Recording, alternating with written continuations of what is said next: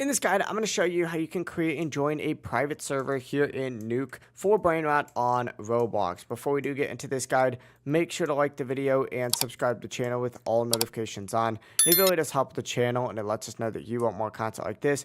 We'd greatly appreciate it. And if at any point throughout this guide you had any questions, ask them down in the comment section below and we could help you out further. I'm going to be doing my best to reply to every single comment down there. Now, first things first, if you're currently in the game, you do actually have to back out of the game. So essentially, go ahead and select the little Roblox icon up in the top left. Once you go ahead and select that, go ahead and hit leave again, and go ahead and make your way onto the game page, which will look something like this. Once you're on the game page, just scroll down a little bit and you're looking for the little servers tab at the very bottom.